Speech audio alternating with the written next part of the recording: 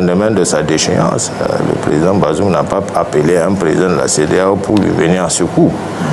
Il a appelé directement le président français. À cause de la France que l'Afrique n'évolue pas. L'objectif de la France en Afrique, c'est de voler nos richesses. En secours. Donc moi, je ne vois pas par comment est-ce que la CEDEAO peut s'inscrire dans cette dynamique-là et vouloir aujourd'hui remettre Bazoum en selle. C'est une erreur fondamentale.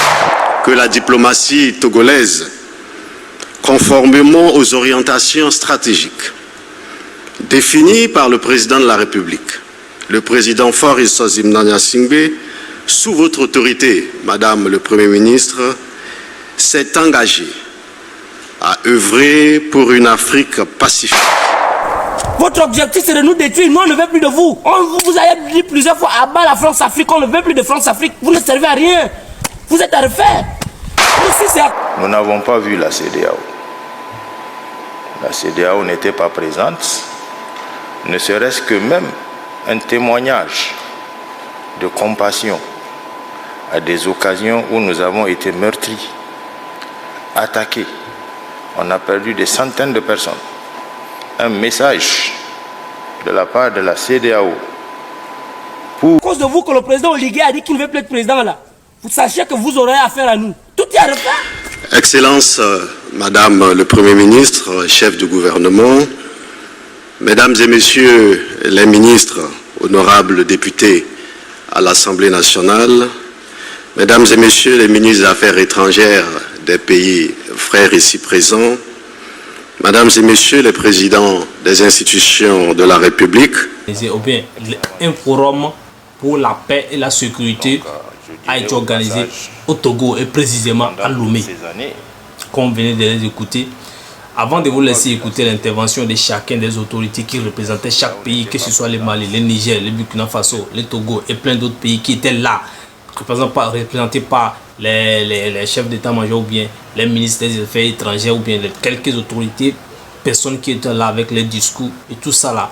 Pourquoi c'est à Lomé au Togo quand cela a été organisé? Vous savez pourquoi? Le Togo déjà est un pays qui est en pleine recherche de la paix, en train de travailler pour le maintien de la paix au Togo d'abord et dans la sous-région.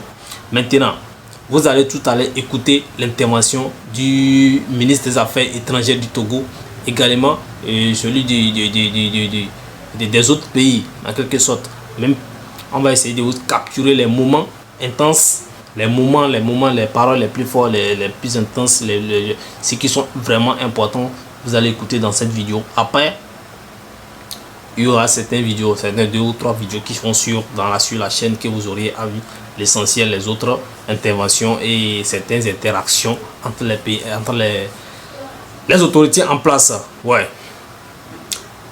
La paix, la sécurité, c'est très important. Avant de penser au développement, vous pensez à la santé, la paix des populations d'abord, parce que c'est très important. Sans la paix, on ne peut rien créer, on ne peut rien faire. Alors, d'ici là, n'oubliez pas de vous abonner, de partager cette vidéo, de liker, donnez-nous la force et donnez vos avis dans les commentaires surtout. D'ici là, bon visionnage et restez branchés. Pour ravitailler, nous sommes sans littoral. Malheureusement, le lendemain du coup d'État, ce corridor a été fermé. Nous avons des centaines de camions qui étaient sur ce corridor ce jour-là, avec beaucoup de produits, entre autres pharmaceutiques, alimentaires, des produits frais, commandés par les opérateurs économiques nigériens qui devraient rentrer par la frontière. Ça, c'est au Togo, mais on n'a pas été compris. Automatiquement, la frontière fermée. Et aujourd'hui, je vous dis, des centaines de camions, des centaines d'opérateurs économiques ont perdu leurs biens à cause de cette situation. Mais ils continuent toujours à supporter cette junte-là, pour laquelle c'était haro sur le baudet. Les gens ne comprennent pas. Avec l'illusion démocratique qui a été entretenue par le régime déchu, montrant à la face du monde que tout est bien dans le meilleur des mondes possibles au Niger. La communauté internationale a manqué de discernement par rapport à cette situation.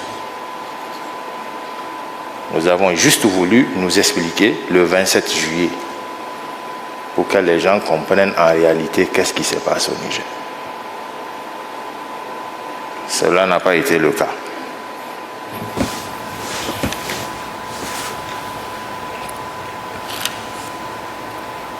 Donc avec, comme je le disais, la rapidité et voire même une célérité, la CEDEAO a très vite fait d'organiser des troupes, non content de l'embargo qu'elle a pu imposer au Niger, que ce soit surtout pour les produits pharmaceutiques. Elle s'est crue devoir de venir attaquer le Niger pour soi-disant replacer le président Bazoum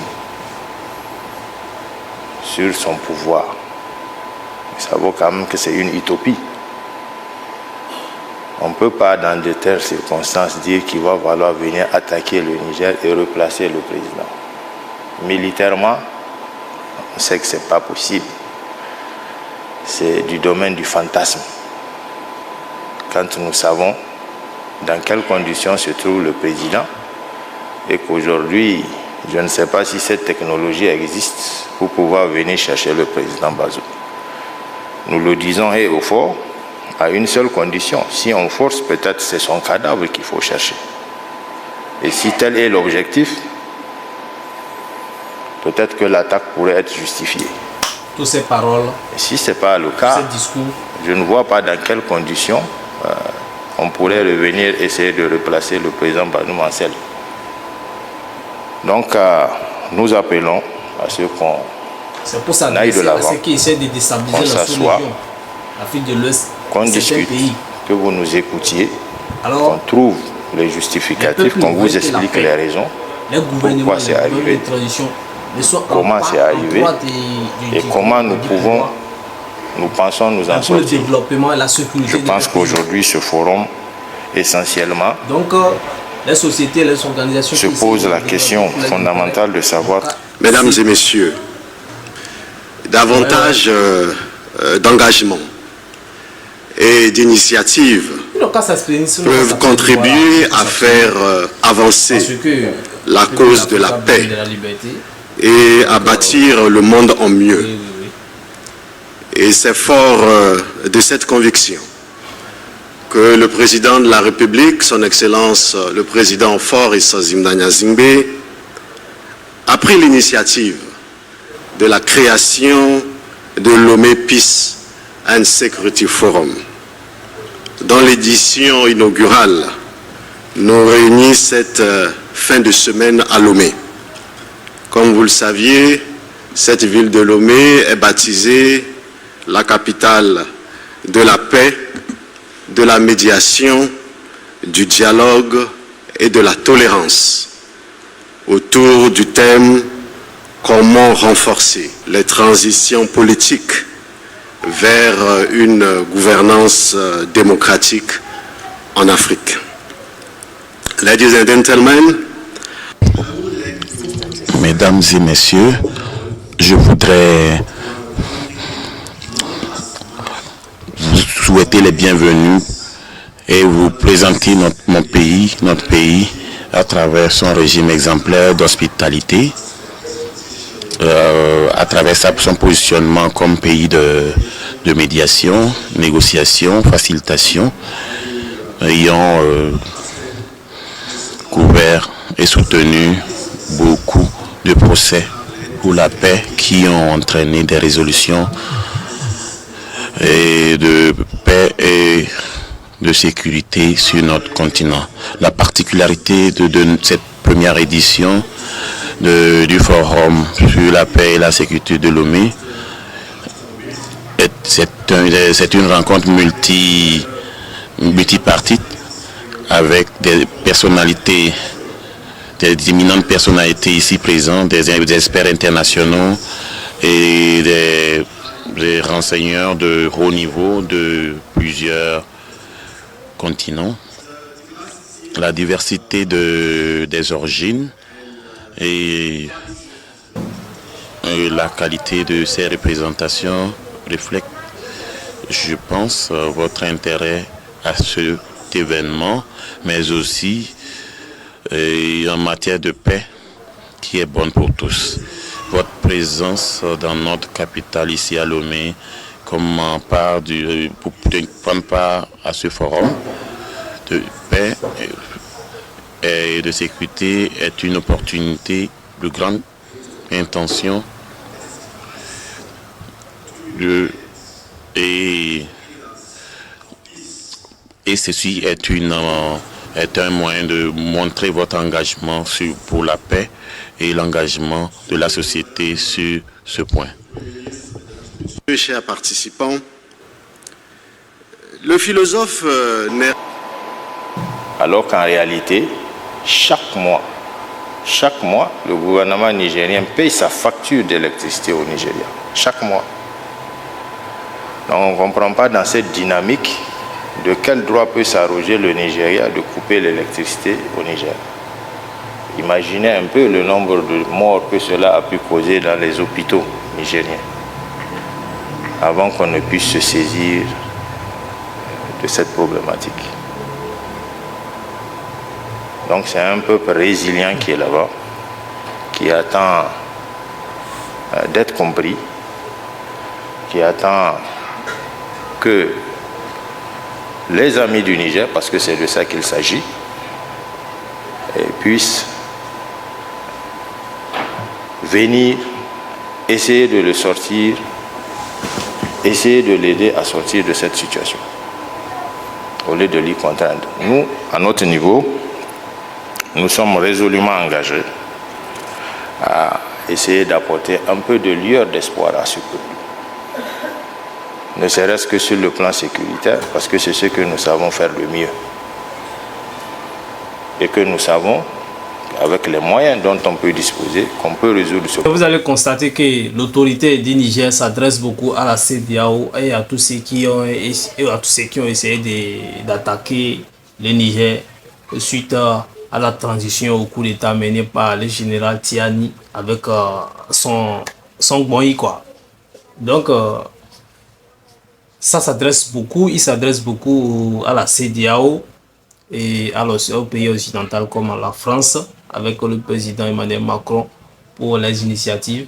Aujourd'hui, nous pouvons parler déjà d'une stabilité parce que même si récemment on a appris certaines nouvelles que le président Bazoum a essayé de s'évader, également il y a aussi des bonnes nouvelles de stabilité qui sont là en ce qui concerne le déploiement ou bien le départ des pays de l'armée française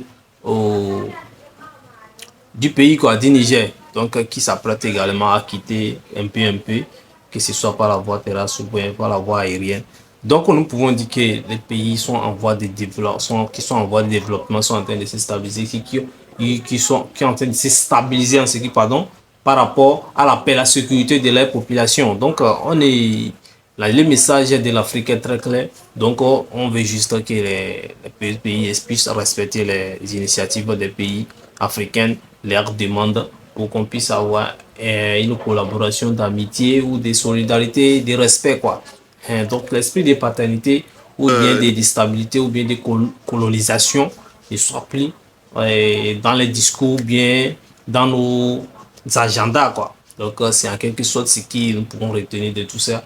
Et beaucoup de points en ce qui concerne le Togo, le Mali, le Burkina Faso ont été relevés. Vous avez écouté, donc qui Dieu bénisse l'Afrique, qui Dieu bénisse le monde, qui Dieu donne la paix, le développement, la sécurité d'ici la portée ou bien. N'oubliez pas.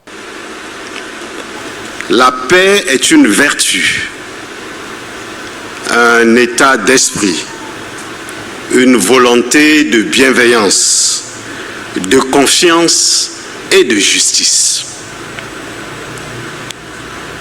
La défense des idéaux de paix doit être une démarche constante. Et c'est dans cette perspective que la diplomatie togolaise, conformément aux orientations stratégiques définies par le président de la République, le président Faure Gnassingbé Singbe, sous votre autorité, Madame le Premier ministre, s'est engagé à œuvrer pour une Afrique pacifique, moins vulnérable aux chocs et audible sur la scène internationale. En ce sens, le Togo, toujours sous votre autorité, Madame la Première ministre, à titre de rappel pour ceux qui n'étaient pas présents, avait eu ici, dans cette... La sécurité, d'ici là, portez-vous bien. N'oubliez pas de vous abonner, de liker la vidéo, de la partager. Surtout si vous êtes une bonne région, n'oubliez pas de vous abonner. D'ici là, portez-vous bien. Restez branchés pour plus d'actualités, car tout se passe ici désormais. D'ici là, take care.